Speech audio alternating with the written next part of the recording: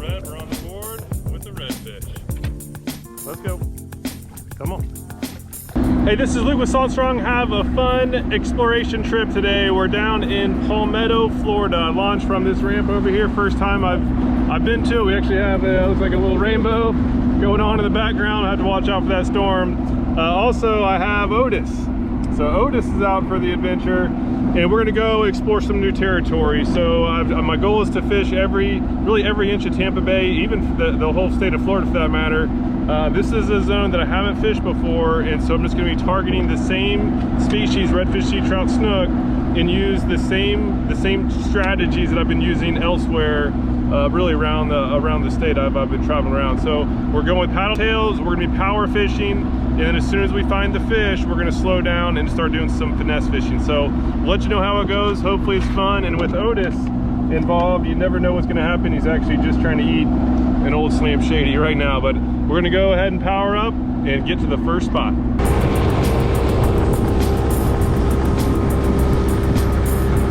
All right, so setting up the trolling motor, setting up on the first spot, and this was a spot just like all of them that you're gonna see that I've never been to before, and they're just spots that I found using online maps. So I literally spent about 3 minutes on Google, just Google Maps, and I was just looking at, obviously looked at the tides, looking at the wind forecast, and then factoring in the feeding trends that I've been seeing lately, and it was spot on. So this is going to be the very first cast here. I unfortunately didn't have my head cam on at the time. I forgot to push power, or I forgot to push play, and so this is the very first cast, and even in a totally foreign area, I got a strike on my first cast, which is pretty cool. So there's the strike.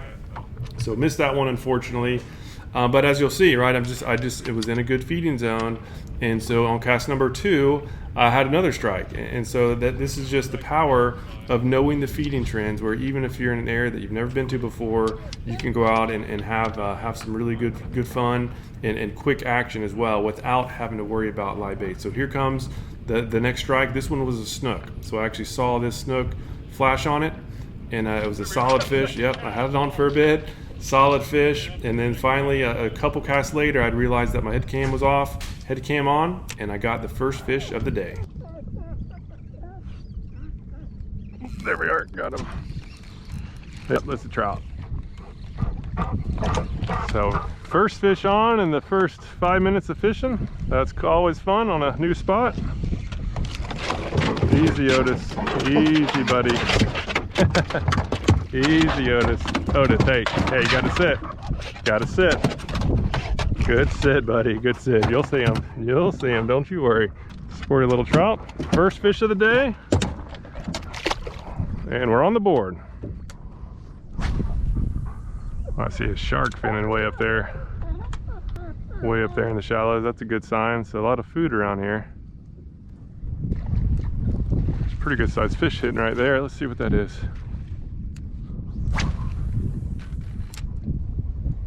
Take it straight through there. Eat it. Eat it. Got him. Not sure what this might be, a jack. So we're in a good little feeding zone. Otis, hey, be good. Ah, it's a jack. Dang it. So we're in a good little feeding zone here, so I'm going to move us out.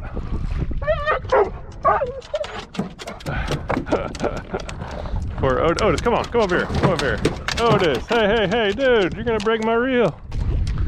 This is why you never know what's going to happen with Otis. Over you there, buddy.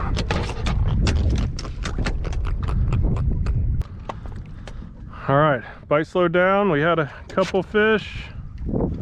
Missed a decent amount of hits, nothing really big. So we're going to go ahead and pick up and move. We're still in the prime time zone. So, might as well find a better spot. All right, I'm at spot number 2. I was hoping to go further down. Actually, we'll call 2B. The spot I wanted to go to was already taken. There's a boat in there, so I pulled up, and I actually realized I didn't have my camera on, my head cam. But first cast while coming up here, hooked into a fish, ended up being a little jack. But always nice to have first cast success on a new spot. Sometimes that's bad luck though, but we'll hope for the best. So yeah, basically just just using this bomber. This is a great lure for prospecting. Just cast it out, retrieve it, reel it straight in. You obviously pause it every once in a while, twitch it every once in a while, but it really does the work for you. And cast a mile, just super easy, and the fish love it, especially the bigger ones. So definitely all fall, late summer. Fish like the bigger lures. There we are, something, probably a little snook. Let's see what we have here. Ooh, this might be a red. It's not coming up. Oh yeah, we got our redfish. We've got our redfish. Not a giant. Whoa. Look at the color on this thing. This thing looks awesome. Get it, Otis. Whoa, easy. That's a good looking red right there. Nice little red. We're on the board with the redfish. All right, that was a cool orange looking redfish there. Sweet. Now we just need the snook and we've got ourselves a slam. All right, bite slowing down, so picking up and going to spot number 3. Otis can't handle these birds. He's been barking at them, causing Otis, you're not gonna catch that bird, buddy. And it doesn't want to play with you. So I picked up and moved to what was originally my second planned spot. That boat that was there had finally moved. And so I started fishing it and went around the corner and saw a bunch of boats. I ended up not catching anything here except for this little bobber that was floating in the water. But what was really cool is that there was a school of redfish exactly where I had predicted they'd be in the pre-trip plan. It was the exact type of spot to look for. The only problem was that several other boats found them first. I'm gonna pick up and move. The fish were actually exactly where I thought they'd be. This is just like a really good looking, the exact type of spot where redfish schools have been holding. And came around this corner, there's all these boats there. I've never seen so many boats fishing a school of reds. So I see a couple of them hooked up, but they're basically surrounding a school of redfish, chumming them up, and just picking them off one at a time. Pretty cool. Definitely don't want to get in there. I'm sure Otis here would wreck everything, and I don't want to mess up what appears to be a pretty good thing there. But it's literally a circle of boats. And they're just chumming heavy and then just picking them off. All right, so now just got to my third planned spot of the day. This is an area that I was hoping to find some snook and redfish up by the mangrove. All right, so I'm seeing a lot of smaller bait, so I'm going to switch over to this paddle tail. This is the 4-incher, a little bit smaller. And I can cover a lot more water. We have this little cut here, so this goes a little bit deeper as well. Put a little Dr. Juice inshore slam scent. This stuff is legit. We're gonna put this on, and now we're gonna fish this cut right here. This looks very promising. Looks like the tide flow we basically were just at slack, and the current just started moving in. So let's see if we can get some action. That's something. This is a little guy. Thing we have. No, we got a pinfish. Unbelievable. Even the pinfish can't resist the slam shady. Oh, and Otis almost fell in. Tell what kind of fish those are. They have to be jacks, but there's some little fish feed in there. I think I saw something that might have been it feels like a jack. Yeah. Looked like some maybe snook were popping in there too, but this one's a jack.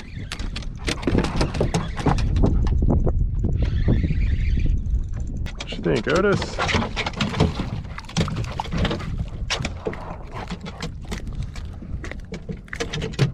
Little guy.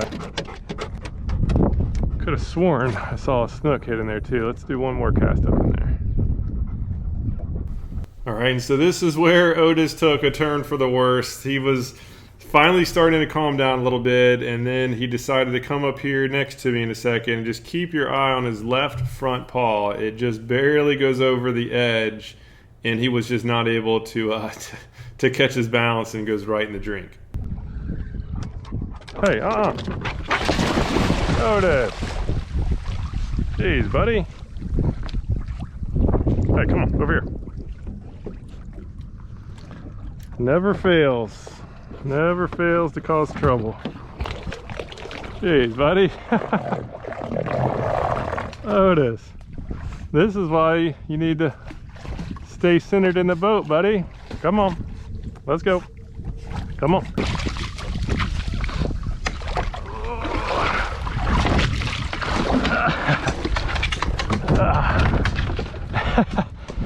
Otis, buddy. Hey. You gonna stay toward the middle of the boat, bud? Whew. Well, that pretty much wrecked this spot. All right, so bomber's on now. Let's get our snook. And basically all these little points, these little nooks and crevices is very good snook territory. And then we have some seagrass hanging off of them a little bit. A little bit of a wind ripple too to help mask Otis's craziness. So we can actually skip under there real nice. That is the ideal strike. Oh, just had something thump me. That's a little snapper. This is the best way to cover mangroves that I found so far.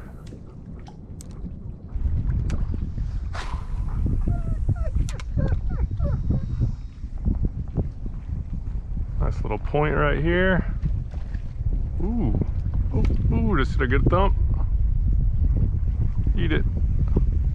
That was a nice, pretty nice sized trout it looked like. Oh no, that was a snook.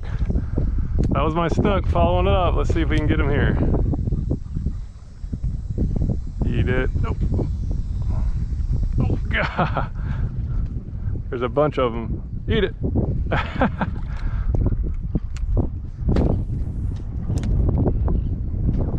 About to get our snook for the slam.